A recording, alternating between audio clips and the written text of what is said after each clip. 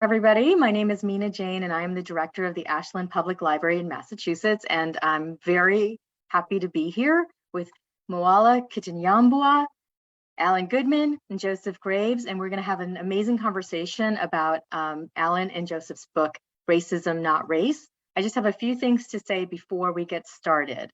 I'd like to thank a bunch of people. I'd like to thank AREA, which is the Ashland Residents for Equity in Action, our local partner for this program. And I'd also like to thank a bunch of libraries who we've partnered as well to bring this program to you. The Lexington Library, the Cary Library in Lexington, the Medway Library, the Newton Free Library, and the Tewksbury Library. I always feel like when libraries band together, we can do anything. And I feel like this is a prime example of that kind of thing. I'm going to ask you to put your questions in the Q&A and put any comments in the chat. I'll be paying attention to that, especially if you have any tech issues. I'd love for you to, while you're waiting for me to finish my little spiel, to say where you're coming from. So just throw that into the chat and we'll know where everybody is listening in from. This is in webinar, so we will not be seeing your faces and you are muted, but you can certainly put, again, any comments in the chat and again, questions in the Q&A. And we'll be taking questions after Alan and Joseph's presentation. Great, already got some towns coming through. Let's see, we are live streaming this on Facebook and we are recording this. So I'll send out a link to the recording after probably tomorrow so that you all can watch it again, because I'm sure it's going to be fascinating and you don't want to miss a second of it. So without further ado, I'm going to get started with introducing Moala, who is going to be moderating our conversation. Moala Kitanyambua has been an Ashland resident for over 4 years and is the event coordinator for Ashland Residents for Equity in Action. She's the treasurer for Ashland Cultural Counselor and a member of the Ashland Moms Club. She is also always seeking opportunities to get involved with various organizations that empower women, support the equitable rights of people of color, and early childhood development. She has volunteered in different capacities to promote diversity, equity, and inclusion in the workplace for a number of years through marketing, program planning, and sharing resources across networks. Moala and her husband, Ray, are proud parents of 2 young children who I met today, Ava and Mason. In her free time, she enjoys spending time with her family, baking insurmountable numbers of cakes and cupcakes, cooking and planning events. And I'm going to say that if you're making insurmountable numbers of cookies and cakes, you can always bring them to the library. We'll take care of you. So with me being done, I'm going to turn off my video and hand it over to Moala. Hi, thank you, Mina, for the introduction. So if you haven't yet seen in the chat link, Alan has included a link to purchase the book, Racism, Not Race, Answers to Frequently Asked Questions. Sorry, it's a bit blurry there. Before we began this joining virtually, Alan and Joseph have confirmed that there are over 160 questions in the book that they have answered. So it's everything from the science of biology, history, and what's going on currently today. So I'll just go ahead and introduce our 2 authors before I give them the microphone to go ahead and discuss their presentation. So who we have here on the left is Alan Goodman. He is a professor of biological anthropology at Hampshire College in Amherst, Massachusetts, and a former vice president for academic affairs.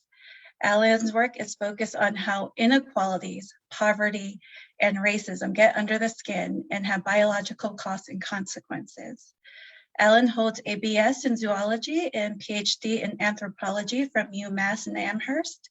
He has a multi-year fellowship at Karolinska Institute in Stockholm and international nutrition at University of Connecticut and the Mexican National Institute of Nutrition. Alan has published a number of resources, including a book called Race, Are We So Different? With Yolanda Moses and Joseph Jones, and his current novel that we will discuss, Racism, Not Race, Answers to Frequently Asked Questions with Joseph Graves. On the other side, we have Joseph L. Graves here. He is the Associate Dean for Research and a professor in the Department of Biology at North Carolina A&T State University. He is a geneticist and the first African-American evolutionary biologist. His work is focused on the evolutionary genetics of aging and untangling genetic misconceptions around biology of race and racism in American society. Joseph holds a BA in biology from Oberlin College and a PhD in evolutionary, environmental, and systematic biology from Wayne State University. Joseph has published over 60 scholarly articles and essays and has authored 3 books that include The Emperor's New Clothing, Biological Theories of Race at the Millennium in 2003, The Race Myth, Why We Pretend That Race Exists in America in 2004, and his most recent with Alan, Racism Not Race, Answers to Frequently Asked Questions in 2022. We are honored to have both authors here. And so without further ado, I will pass the mic to both of them. Thank you, Moala, for that wonderful introduction. Can we have the first slide, please? So racism, not race, answers to frequently asked questions. So you know the authors. Can we see the next slide?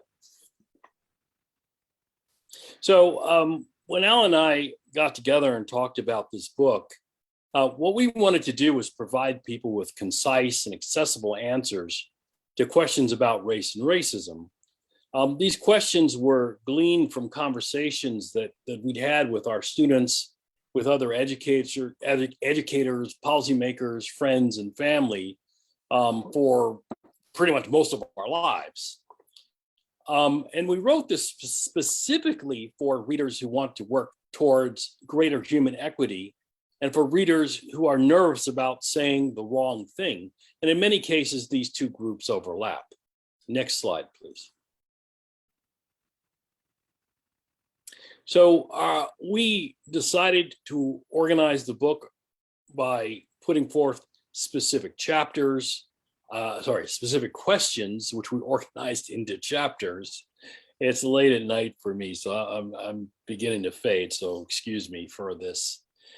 So chapter 1, we set the table, giving definitions to race, racism, and human biological variation. Chapter 2, how did race come to be and why is it still so important? Chapter 3, everything you wanted to know about genetics and race. Chapter 4, everything you might want to know about racism.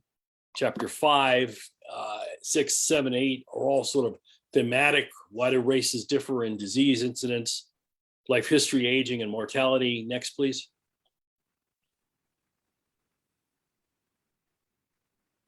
Athletics, bodies, abilities, races, brains, and behaviors. And by the way, I did a podcast on this very subject this morning, which will be coming out probably in a week or two.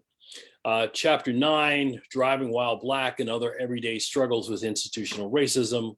Chapter 10, we answer questions about DNA and ancestry testing and explain why you can use DNA to test ancestry, but that's not the same thing as claiming that biological races exist. Race names and race mixing. And in chapter 12, we put forth our vision of what a world without racism would look like. And finally, in the conclusion, we provide a summary, giving the reader a sense of what have you learned from going through these questions. Next slide, please. So here's an example of some of the questions we take on in chapter 1. You know, what led to the idea of biological race? How could European colonists justify enslavement and the decimation of native peoples? In the 20th century, were Jews, Italians, and Irish thought to be separate races? Next slide, please. In chapter 7, you know, on abilities, we take on one of these, you know, giant elephants in the living room of American social life. What is intelligence? Do races differ in their cognitive abilities and intelligence? Do races differ in personality? Do genes associated with mental illness differ among races? Do races differ in criminal behavior and violence? Next slide, please. Now, the whole theme of our work really runs around this fundamental point that we have recognized that over the years of our career that most people do not understand. And what folks don't understand is that there are two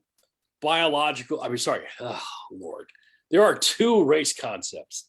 The first, biological race, which has gone through a variety of criteria from its beginning in the age of European discovery to the 21st century of modern evolutionary methods for understanding human biological variation.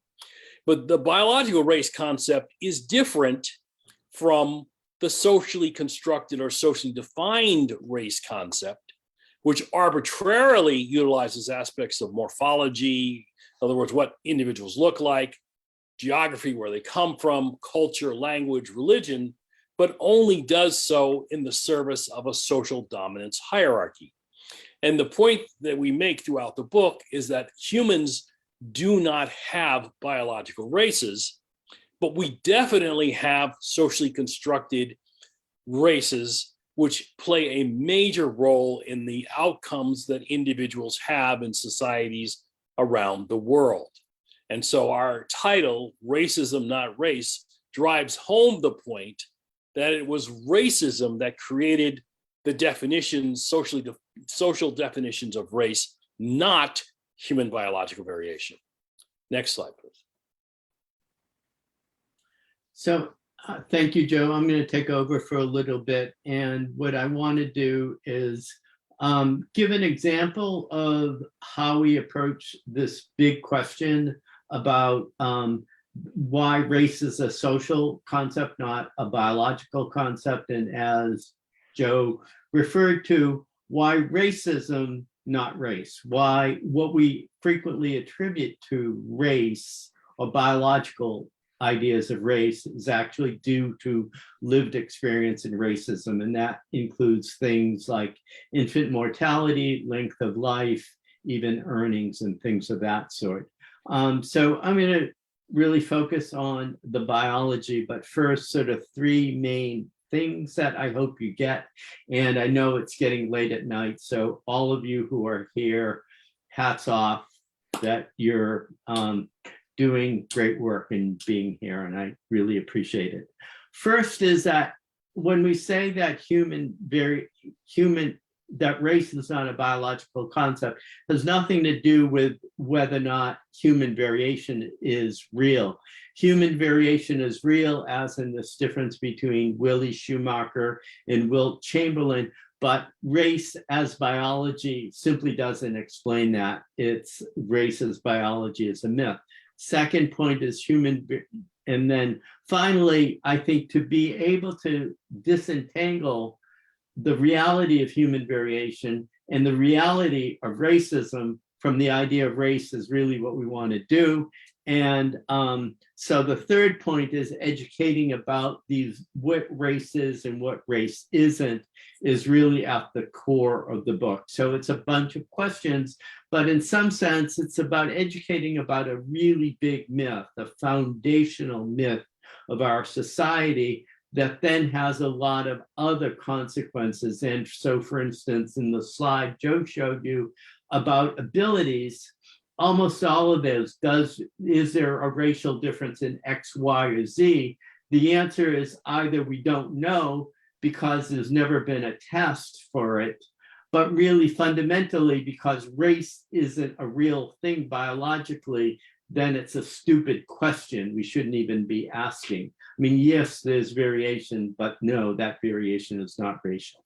So next slide, please.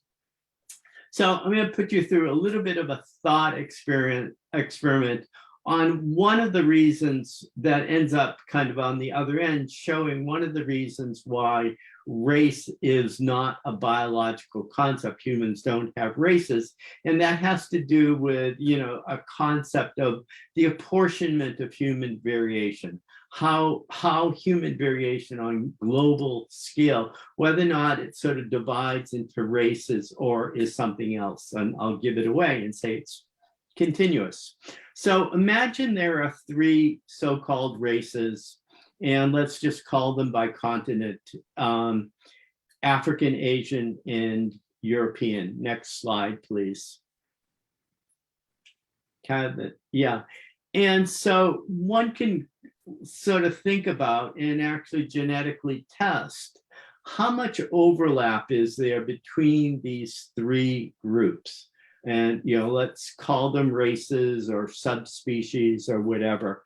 And so I'm going to show you 3 different models. And here's one that suggests that there's really no overlap. And so you could say, races seem to be real. And so the 3, the red, the blue, the green, are the genetic variation, and how close the 3 or how much overlap there is between the 3 groups is a measure of how different they are from each other. And there are 6 individuals there in purple, and the distance between the 6 individuals represents their genetic distance between the 6 of them. So look at that for a second, and then let's see the next slide. So this is a model that suggests that there's some overlap between the groups, but they're still, they have different centers and they're still somewhat distinct, but you can suggest a little bit more genetic overlap or mix up. And next slide, please. And this is a model which I'm labeling lots of overlap, in which the centers look largely the same, and you could suggest that, gee, there seems to be more genetic variation within a race, perhaps, versus between a race. So next slide, please. So this is just conceptually. So there's the 3 models shown together, and question is, which is correct? And if we were in a class, we could take a vote or hands up or think something like that, and you can take a second to think about which one you might want to vote for, and you can, if you're brave, you can put it in chat, etc. So there's the 3 models, and so let's go through them. So next slide, please.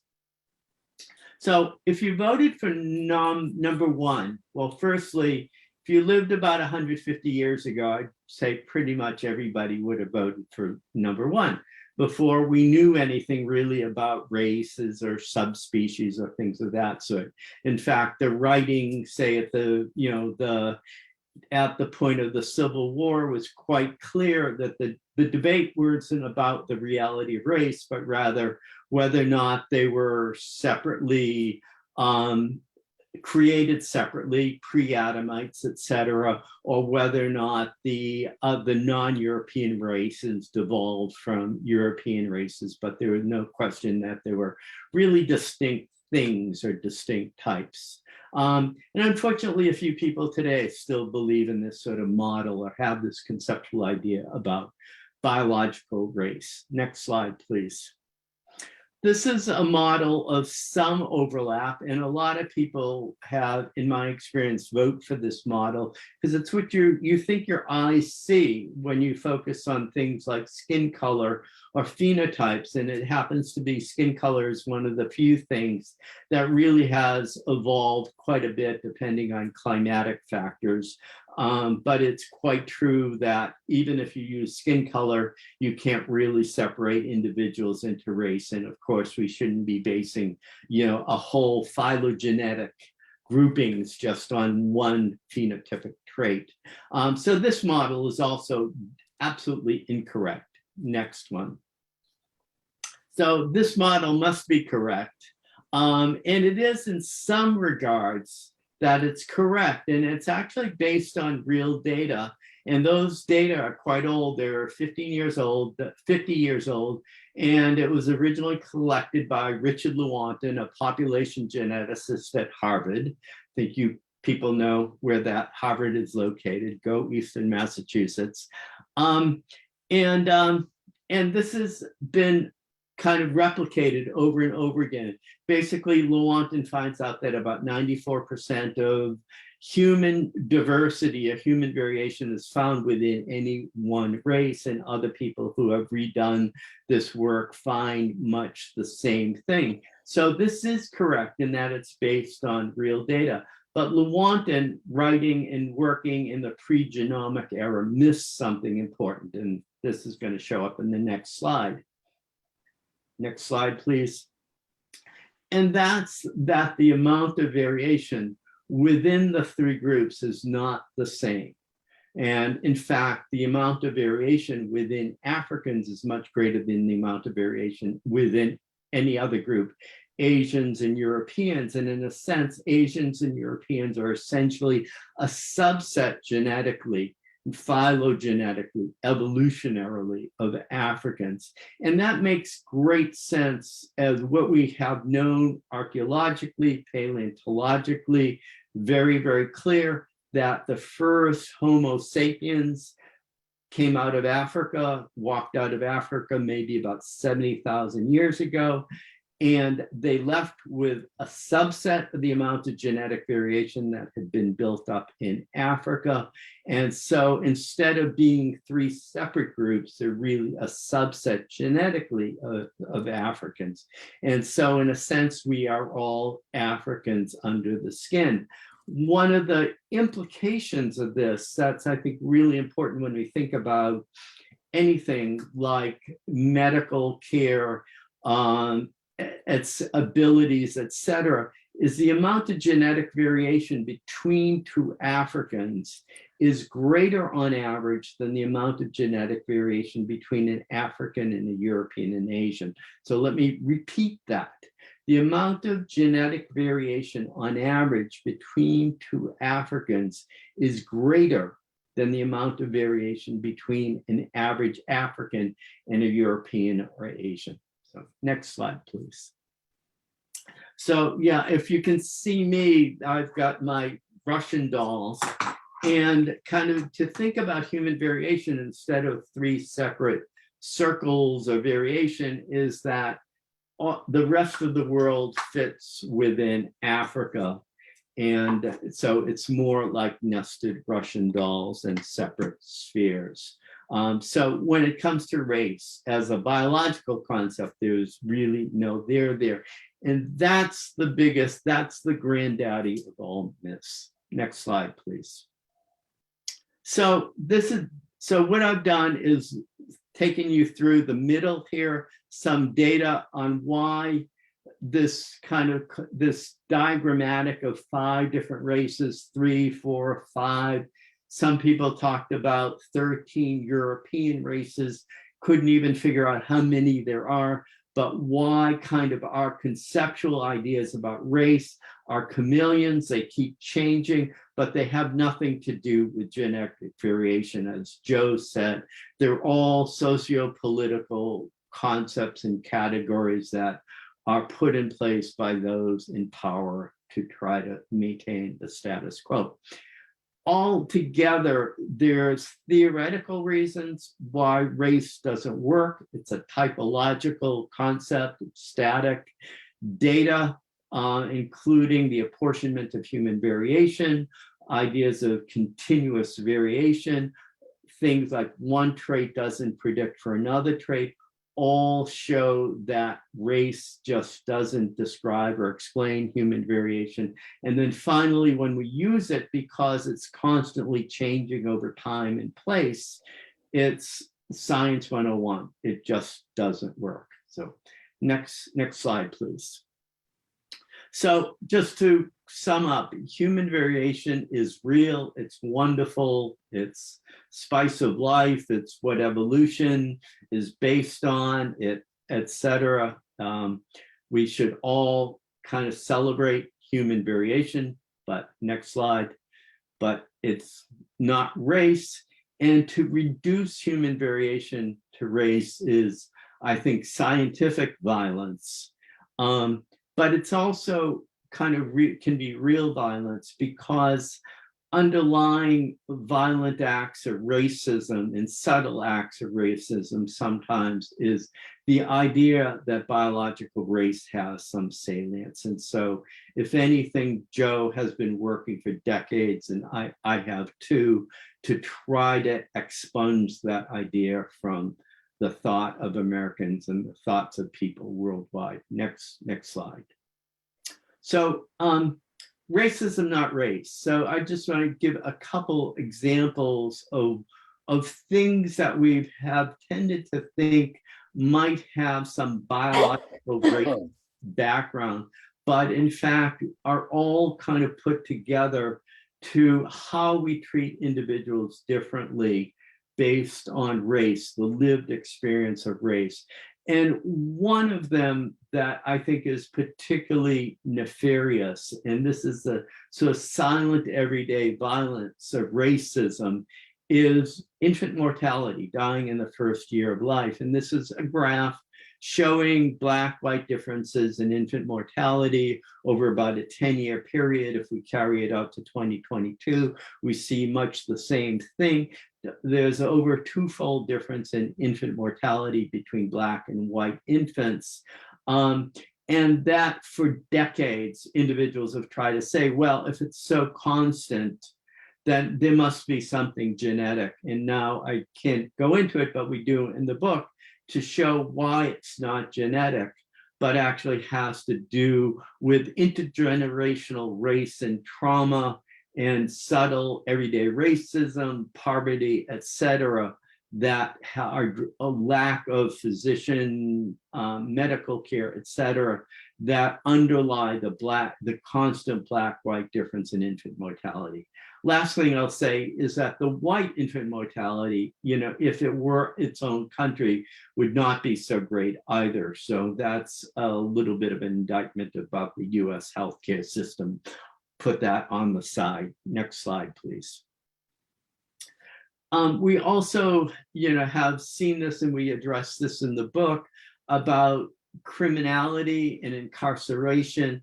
And this is just a slide, again, over time of looking at the rates of imprisonment, and that African-American is 6-fold greater, Latinx is 3-fold greater than white rates.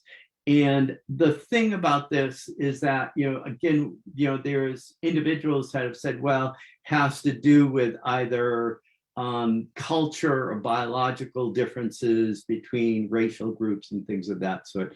And we try our best, and I think effectively dismantle that myth. And next slide, please.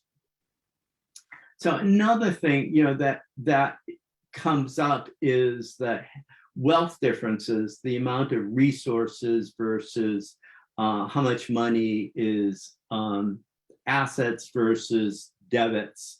In Boston, apparently, there's just outrageous racial differences in wealth. This is national statistics. There's at least a 10-fold difference in household wealth between white, Latinx, and African-American families.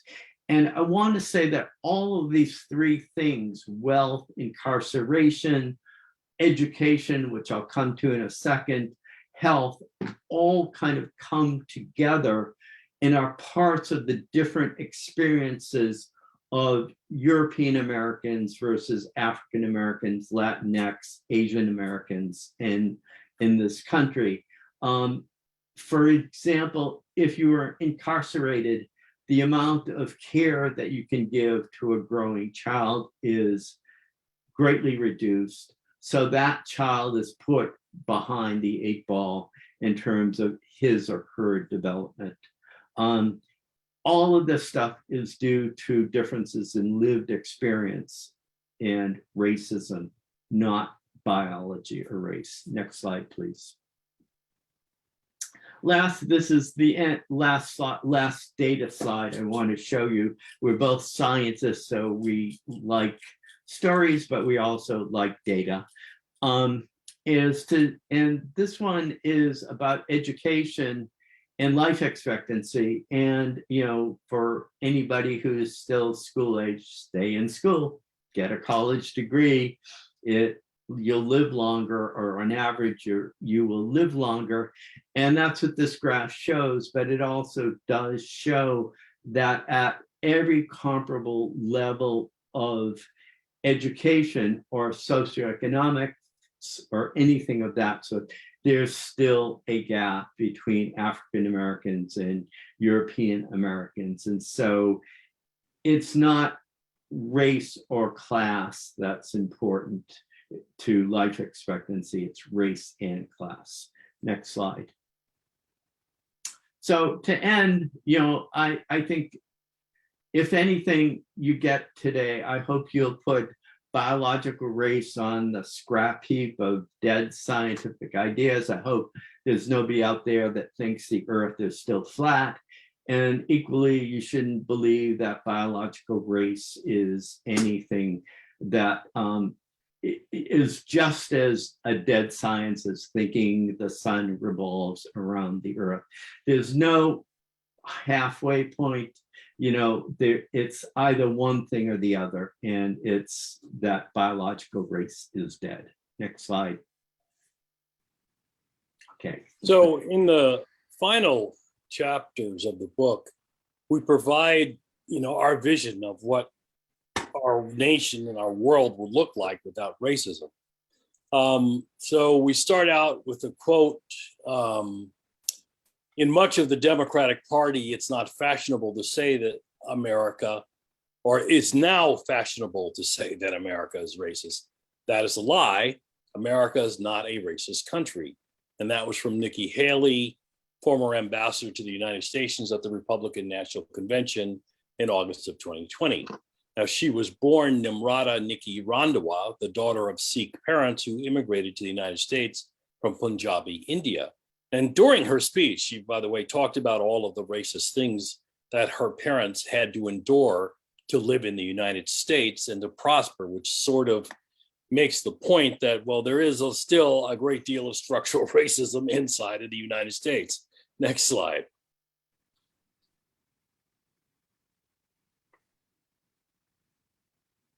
So in contrast, Kamala Harris, who's now the Democratic vice president of the United States, her mother was also an Indian American. And aside from their mothers and that they both went into politics, the similarities seem to end there. Harris's mother married a man of African descent from Jamaica. She strongly identifies with her African heritage and attended Howard University. Next slide. So we were writing the conclusion, and by the way, quote everything, that was the old title of the book. So this slide needs to be updated. So we were writing the conclusion of Racism, Not Race in August of 2020, after George Floyd's murder. Both Alan and I are students of history, and in particular, we have studied the history of white supremacy and fascism around the world. We both predicted that if Trump lost the 2020 election, that he might attempt to call his white supremacist base to action to keep him in power. And so when I saw the speech that he gave on the morning of the day that the Congress was supposed to certify the election, I was absolutely sure that they would assail the Congress of the United States.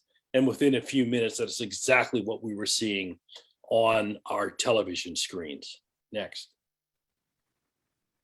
Is that the last slide? It's the last slide. So let me say that one of the reasons we wrote this book was because we recognize the moment that this nation is in right now with regard to the ascendance of white supremacy and asserting of racial ideology across the board, and that we are in danger of losing the thin veneer of democracy that remains in this country if we do not take white supremacy and racism on directly. And this book was a tool that we wanted to provide people to help them be able to do that. So we thank you for your attention, and we're quite ready to take on your questions. Thank you, Alan and Joseph, for that overview. So to touch upon the final thing that you said, Joseph, about white supremacy, and you had mentioned that towards the end of the book, that it's increasing. You even highlighted that there were more white supremacists in Charlotte, Virginia on August 11th through the 12th than there were fascists marching with Hitler. So with America becoming a melting pot of various cultures and immigrants, do you think it would be possible that those in power will be like a hybrid of white and people of color, that we would overcome white supremacy with the evolution of what's going on today and moving forward? So are you asking me that question directly or both of us? Both of you. Okay, so Alan, would you like to go I'll first? give a short answer, just to say that I think if the ideology of white supremacy wins out, we've lost the country. We will, that will not be a country that I will live in. That I think that will be the death of the United States as it, the dream of the United States. And so I think there's no other way, there's no logical way. White supremacy is not a democratic principle, it's not a governing principle, it's a false ideology. And it's just as false as, Nazis marching with and getting behind Hitler. It's, it can't exist. That myth needs to be destroyed. Because my father landed on Utah Beach in 1944 to end Nazi tyranny in Europe, to help end it. Obviously, he didn't do it all by himself, but he was decorated 3 times, and then came home after the war to Jim Crow. I've always had a deep interest in understanding how these racist, fascist movements get started, and what the possibilities are. And I can tell you from my read of William Shire's classic, The Rise and Fall of the Third Reich, this very much feels like Nazi Germany in 1933. In that what Alan just said about losing the country, it is a real possibility. And I think one of the great dangers in the United States, particularly amongst American liberals, is the idea that, quote, it can't happen here because of the long, how shall I say, adherence to democratic principles. But see, for people who, my experience, we don't remember any long adherence to democratic principles. Okay, my mother and father grew up under Jim Crow, where their lives could be snuffed out at any moment for, quote, sassing a white person. And many of the people that they grew up with did die on lynch ropes on trees all over Brunswick County in Virginia in the 1930s and the 1940s. So we don't remember a democratic, society, because it wasn't that for us. And now I think things are becoming clear with regard to the potential that democracy, as it was, represented in America since its beginning, could fall. I mean, Donald Trump, and this is by U.S. News and World Report, was ranked the second worst president in American history. The only person ranked worse than him was Buchanan, who stopped the South he wouldn't do anything to stop the South from seceding and starting the Civil War. So we're at a point where if we do not wake up, if people don't smell the coffee and recognize how dangerous the rhetoric and the actions, and I'll give you another example before I end this. Just a few weeks ago, an African-American congresswoman was told by a European-American congresswoman basically to kiss his behind because she asked him to wear a mask in a congressional session where it was clearly required for all members to wear their masks. And the fact that he felt that he could do that with no ramifications whatsoever. In fact, I know that the Republican Party hasn't censored this person at all for these actions, is an indication of just where we're at and why we have to take this as serious as it is. Okay. So So in both of your discussions, it seems like this is more focused on the US, even though in your book you talk about the impact globally. So do you see the US having any influence internationally versus if, let's say, for example, America goes towards white supremacy, do you think other countries will follow, or do you think that it will just be more of a focused, centralized area, just only the United States? Well, I'll couple things. Firstly, the race, as I said, and we've said in the book, is kind of a chameleon, and what the dynamics of race have changed through time in the United States. They're different in different countries. The United States at least collects data by race, although very imperfectly. A lot of countries don't, but then their racism gets hidden and unquantified. So there was a question about the wealth differences and where they come from, and at least they're simple assets versus debits, but at least we know that. I think what we're seeing here is a worldwide phenomena of that fear of immigration in European countries has really taken hold, especially immigrants from the Middle East. And so anti-Muslim rhetoric is huge in most European countries.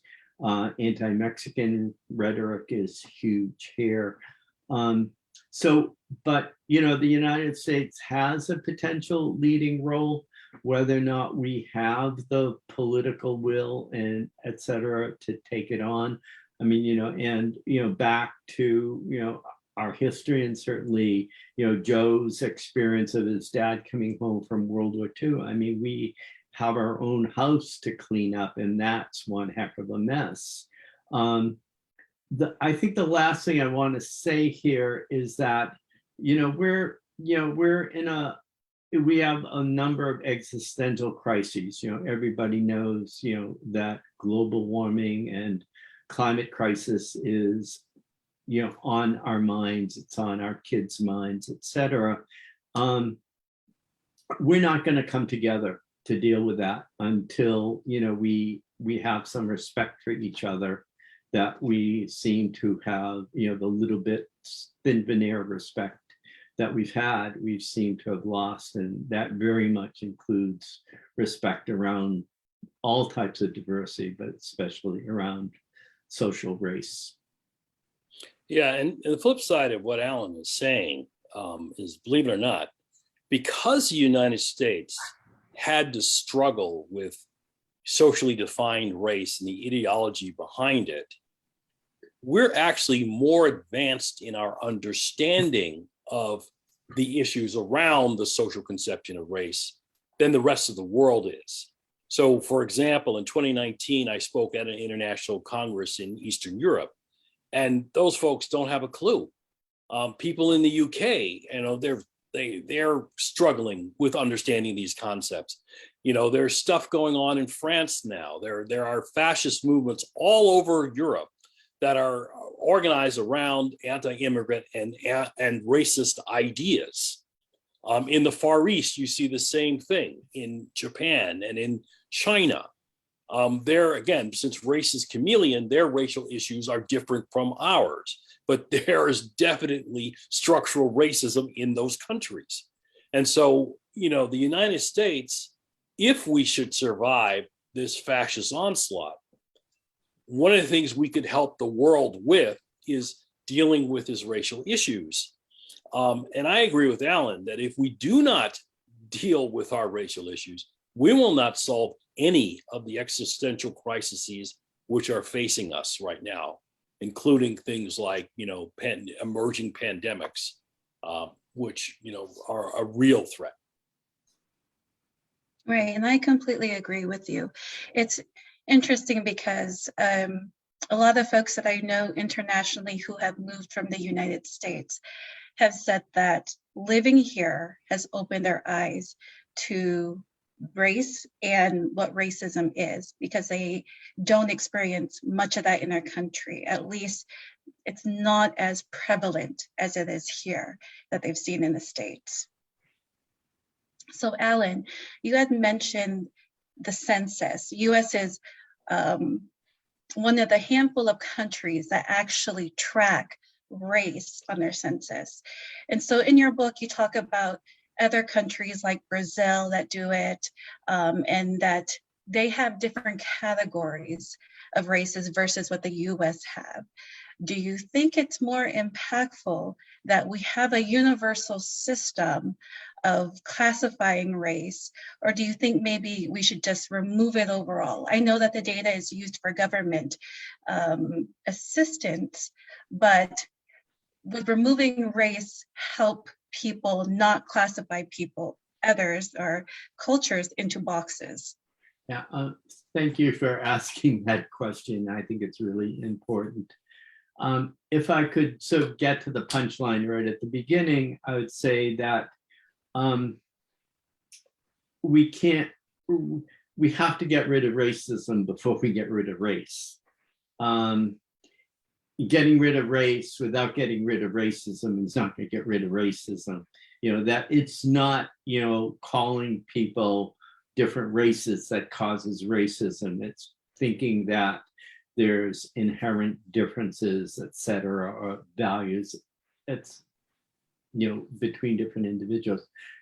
So let me now go back and say a little bit about those boxes that we all fill out, in the doctor's office and census forms and federal statistics and things of that sort. And, so in the United States, to be geeky for a second, those come from a federal document called the Office of Management and Budget Directive 15 on the official race and ethnic categories in the United States. Literally, that's the manual that you have to go to, not just for the census, but for healthcare, housing, education, et cetera, et cetera, et cetera. And as Joe has said, those, at least we do that, and so we can track inequalities by race. It's entirely imperfect. It's entirely changing through time. And in fact, there's even a line in the OMB 15 saying that these categories are neither scientific nor anthropological. But, so if anything, by kind of self-categorizing, et cetera, my sense is the differences we see, the inequalities we see, if we could do it better, would probably be even more glaring. We are ahead of other countries, as Joe has suggested, because we've been doing that since 1790, since the first census, and have been doing it constantly. Brazil does it, some other countries, do a pretty good job of keeping racial data. Their categories are entirely different from ours because the salience and political importance is entirely different. And then there's countries like France that, say we're all French. So we're not going to kind of validate that there's race, but there's definitely, as our colleagues who study France will tell us, there's absolutely racism in France. It looks a little bit different. It's mostly against North Africans, et cetera. So I don't know if that answers all of your questions, but the main point I want to say is what I started with is that we can't not collect data by race until, guess what? We don't have racism, or we don't have racial inequalities anymore. Joe, any? Yeah, no, I think you got that one, Alan. I Yeah. don't need to say anything. Thank you. I have one final question, then I'll jump into the Q&A because it seems like folks have some questions to ask the both of you.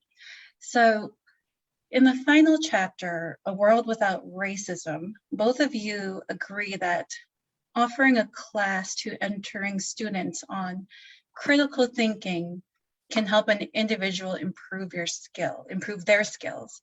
Could you dive into what that means in terms of like a critical thinking class, like what that would entail? And then do you think that this type of course or training would be good if it was expanded out to the public, whether it's in the workforce or police department, government officials?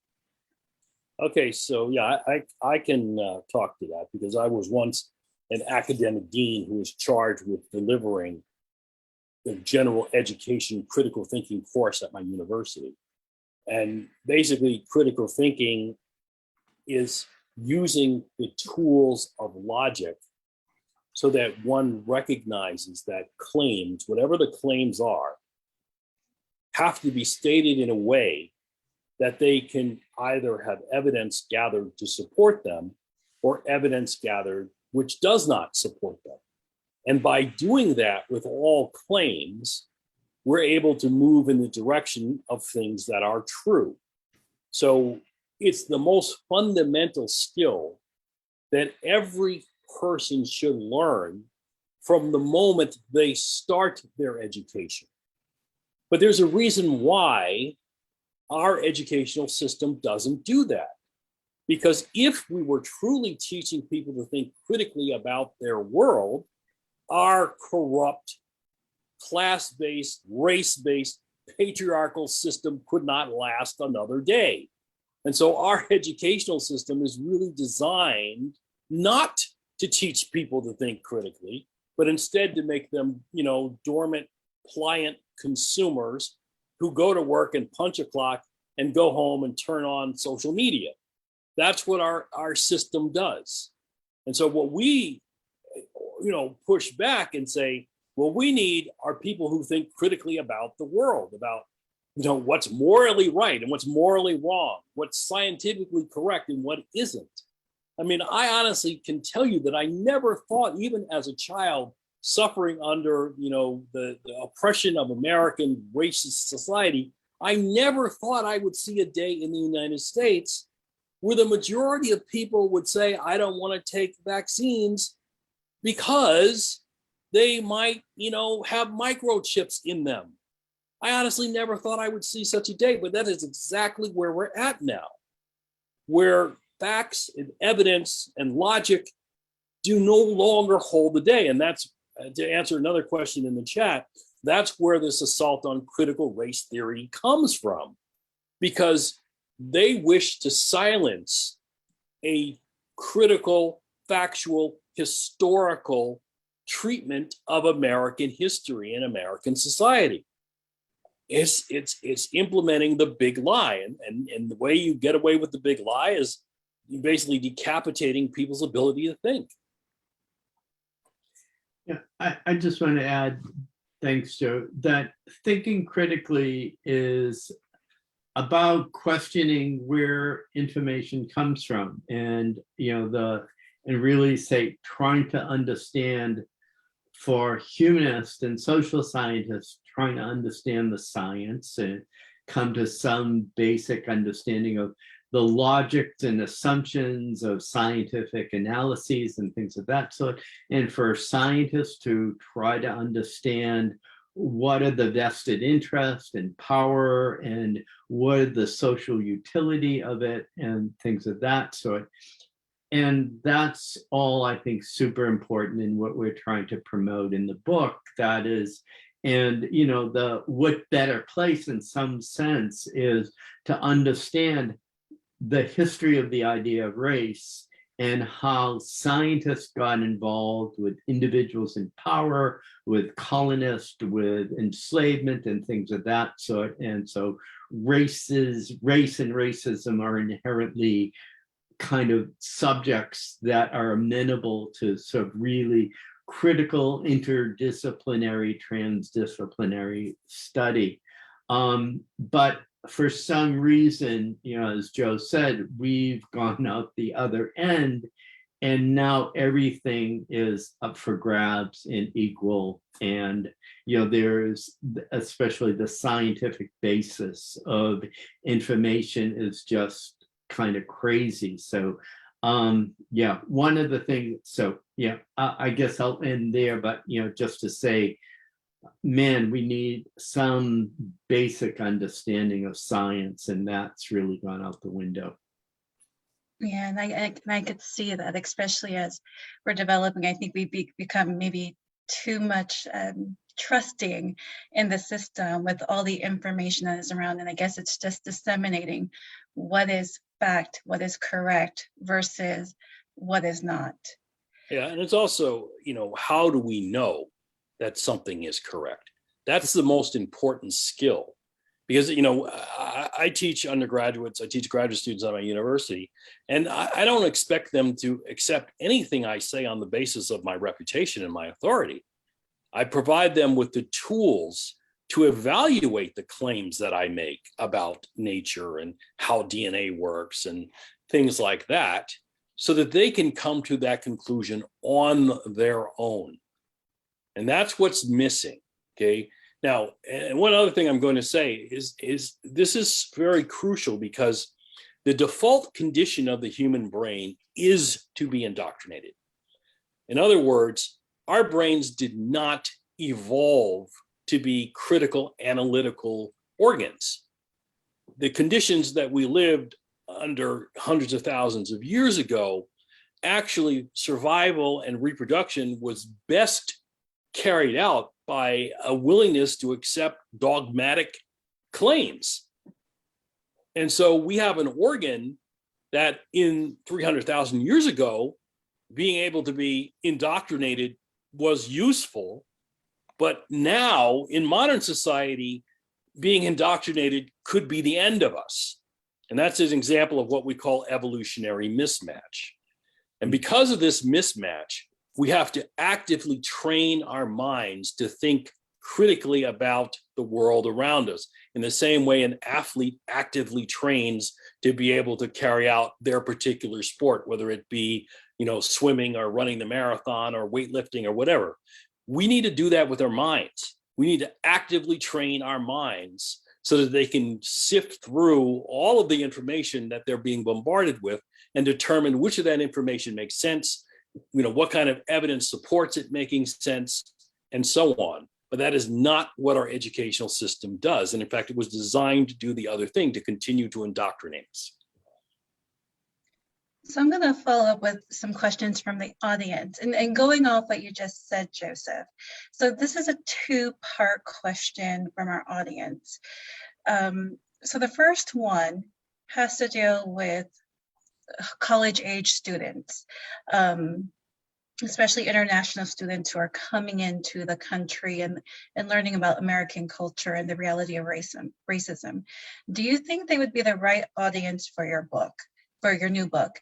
And then the second part question has to do with the youth of our children, is how can we ensure that we're educating them about the myth of race that is infused throughout the school? I'll open that to both of you. Well, so the first is college age, but from different countries. And then the second is sort of youth education. Yeah. So, Yes, correct. I mean, I think both of those audiences are great audiences. As we've said, I mean, this book is for anybody who is willing to think, and willing to think and engage. And I think, as Joe has just sort of said, is don't necessarily believe that our book, but look at the references and think critically along with us. But the other part, that Joe is saying, is that we've grown up in racial smog. This is part of the indoctrination process, and part of that racial smog is white supremacy, thinking that there's inherent differences, thinking that our personal experiences and our eyes are seeing things that in fact our brain is teaching our eye. And as I think Joe nicely said, our brain, which is kind of to go along with the crowd and not question and, disrupt things too much. People have talked a little bit about younger individuals to take. Anyway, people coming from a different country are, I think, really good audiences, because, especially in the classroom, because they bring a different dynamic of race and see that what we think of as race and racial dynamics is not inherent, that changes from time to time and place to place. So I especially like having those individuals. I think young individuals, before they get fully indoctrinated into ideas about race and race hierarchies, are important audiences. So, I think my favorite audience has been working with eighth graders, even more so than my college students. But most of my college students will, at some point in the semester, I love it when they'll say, "Oh my God, I never saw it that way. I never realized, I'd always made this assumption that there were, these big genetic differences, for example, between the so-called races." And so I think if I could design a curriculum, for 6th, 7th, 8th graders, it would be interdisciplinary, American history, along with a little bit of biology and maybe even a little bit of genetics thrown in. Yeah, and if I can add, it's not an if, because I've already helped to do that. So at Pennsylvania State University, from the Robert Wood Johnson Foundation, we received a grant to develop a curriculum to teach 8th graders about human biological variation. And in fact, that curriculum is now, being filmed as a documentary film that's going to come out about how to effectively teach kids that age about human biological variation without indoctrinating them into the racial smog that Alan is talking about. So this clearly can be done, but to do that requires, a massive, sea change with regard to the way science is being taught in American public schools. And one of the reasons why, particularly human biological variation is not taught effectively in American public schools is because to do that, you have to teach evolution. And in many parts of this country, there is massive resistance to teaching the science of evolution in high school curriculum. In fact, major publishers have different versions of their books that they sell in the Northeast, that they sell in the South, where I'm at, in the Southwest, because they can't include evolution in their textbooks. Now, I happen to sit on the board of the National Center for Science Education, and our charge at NCSE is to protect the teaching not only of evolution, but also of climate science, which is also under attack now, okay, because people want to disagree with the scientific facts that these areas demonstrate because they're somehow ideologically opposed to them. So this really comes down to whether Americans wish to take charge of their future by recognizing what these impediments are in terms of how our kids are being miseducated in schools. And this is, again, something that we cannot wait on, because these existential crises are building: racism, climate change, pandemic disease. Okay, we can't wait to make this change. And that, of course, requires that we hold the political powers that be responsible for how they have been systematically dismantling public education. Okay, we can't allow that to continue, because literally our futures depend on it. Thank you both. So I'm just going to deviate just a bit because I skipped over the first question because we're already talking about schools. So just to mention, like in the book, you guys had noted the median wealth in 2016 for someone who was Black was $13,204 versus their white peer that made $149,703, which is a ratio of 1 to 11.5 and has not changed since 1968. So one of the audience members who was listening about the definition when you guys were talking about wealth, wanted to know what was your definition of wealth specific to the study.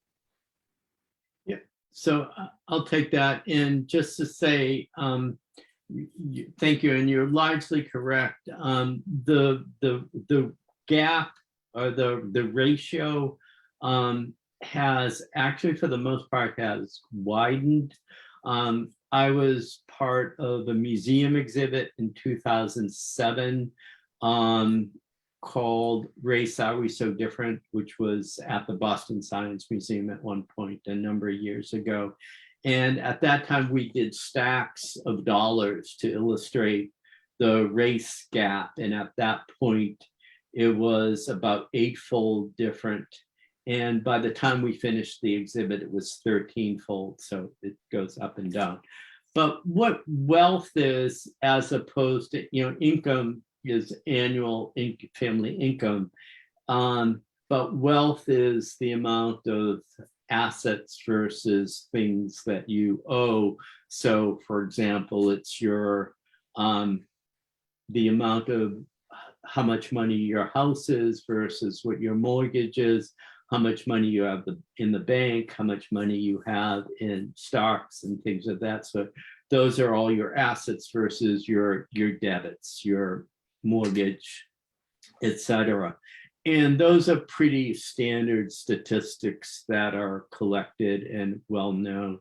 So I don't have it in front of me, but just to say, if somebody wants to Google, the 2 or 3 years ago, there was a study that was done in Boston, and I forget exactly, but I think the African-American wealth was per family, median wealth was $8. And, white families was somewhere in the hundreds of thousands. And this is, a lot of people have access to this data, which is collected, governmentally. And yeah, and it's well known, but what people don't realize and is a pattern doesn't really tell you anything other than it's a terrible pattern. So you really have to talk about the process that led to this tremendous wealth gap. Mm-hmm. So let me run you through that process real quick. I mean, I spent a great deal of time on that in my second book, The Race Myth, Why We Pretend Race Exists in America. But it starts with enslaved labor. And so economist colleagues of mine at Duke and Florida State ran an analysis of how much the unpaid labor of enslaved African people were worth from 1776 to 1860. Okay, and that amount of money, based upon the hourly wage of a person in that time period, which is about 2 cents an hour, the number of enslaved people, the number of hours that they worked per year, and so on, the calculation was $18.5 quadrillion. Okay, not a trillion, but a quadrillion. So that's 18 with 15 zeros after it. So that was all wealth that was transferred from enslaved African labor to persons of European descent. Now, if it just ended there, you'd say, oh, that was a terrible thing.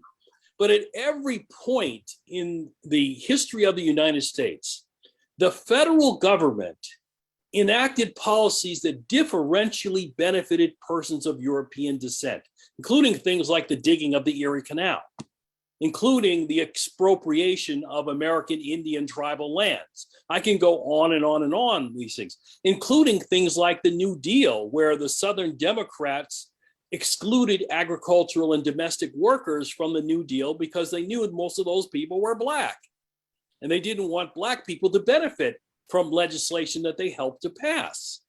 So when my father came home from World War II, everybody got a GI Bill, which allowed them to go on and seek education. But in the case of African Americans, there was no place to go. There were none of these universities in the South would admit them. And the historically Black institutions didn't have the capacity. So while all these things that were enacted seem to be, quote, race neutral, in fact, they always differentially benefited persons of European descent. And I'm going to end with this one point. The main source contributing to the wealth of people in the 20th century was home ownership. And home ownership was defined by the racial composition of the people who lived in the neighborhood. And so the banks purposely redlined districts where people, Black and brown people lived, making their homes less valuable than places where white people lived. And that led to the differential accumulation of wealth over the 20th century. So again, knowing the pattern is that it's terrible is one thing, but understanding the process by which it happened is far more illustrative. And by the way, that's also why these state legislatures across the nation are trying to destroy, quote, the teaching of critical race theory, even though no one teaches critical race theory in K-12 in any state standards in the nation. And it's really not even taught in universities, because what they don't want is people learning the true history of racial injustice in the United States.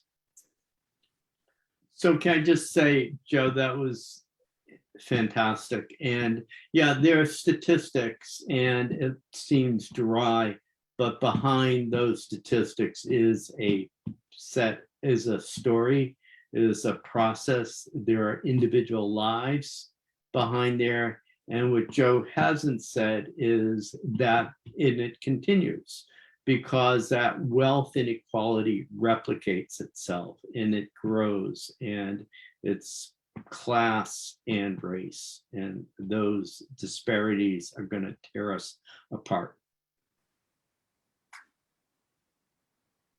So we are coming, oh no, that's okay. So we are coming close to the end of the session, and I just want to leave on a good positive note, or maybe some key takeaways from the book, or how do you think we could overcome these profound structural problems? I mean, I think, there was a comment, let me just say one thing, and there was I think a comment in the chat, and I'm sorry I haven't gotten to all of those and questions, but about race being psychological, and racism rather, and there is clearly a psychological, psychodynamic, ideological, individual aspect to it. But I think we also have to think critically. We have to think about, Joe, process, how things come about, how individuals relate to structures and institutions and things of that sort. And, I believe in the educational project. I'm an educator, but, man, we need to do a lot better job. And, this book is one effort to educate. I hope it elicits discussion. And I hope that what you guys are doing in Ashland, it will continue it. And it's not insurmountable. It's, just we have to come together, respect each other, and educate each other a lot more, and speak truth to power.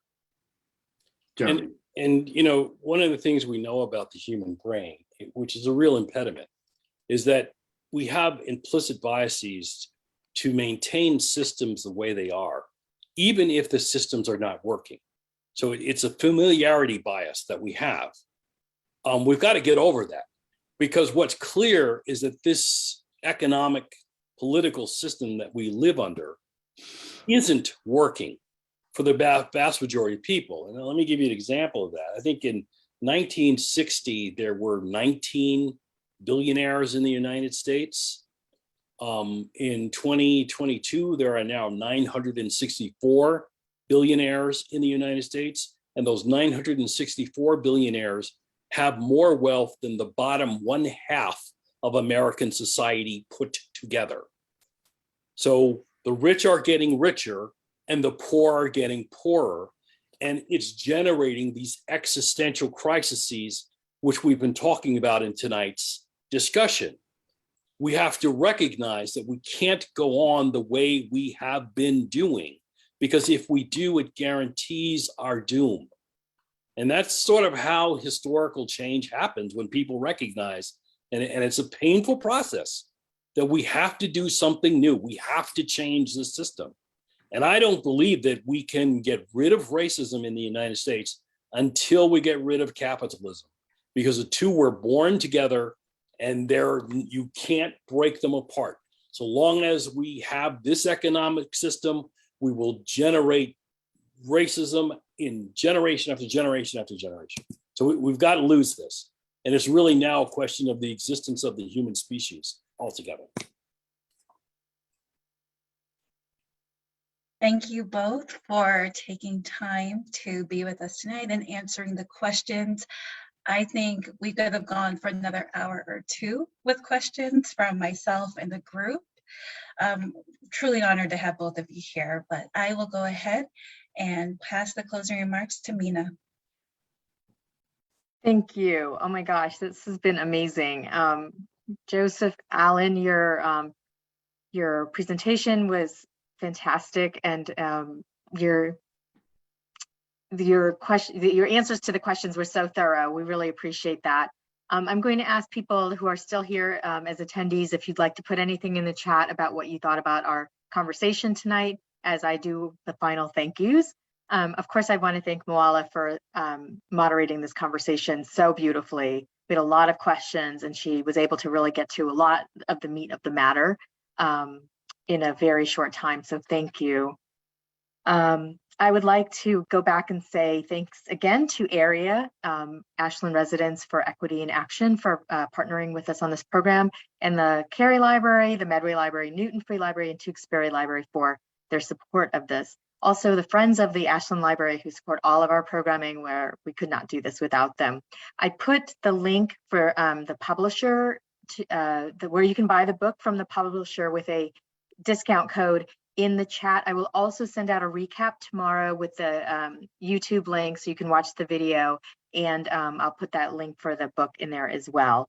So again, thank you all for being here. Thank you, Alan and Joseph. We really appreciate your time, and you're educating us on what we can do to be better. Thank you. We want to thank you for having us and bearing with us for over an hour.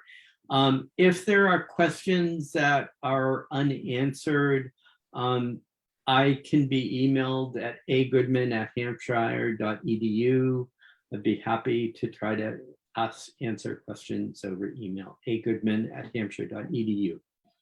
Okay. My email was just placed in the chat. Yeah, and I'll put that in the recap as well. Great. Joseph, you were the first person I spoke to about coming to Ashland, and then you brought in Alan, and I really appreciate you taking this, helping me put this together. I appreciate it, and Alan and I are sort of joined at the hip, so you don't get one without the other. Well, I am very glad that that you are, because I think that you're a great team. So thank you again, and I hope everybody has a wonderful evening. Thanks for being here. Thank you all.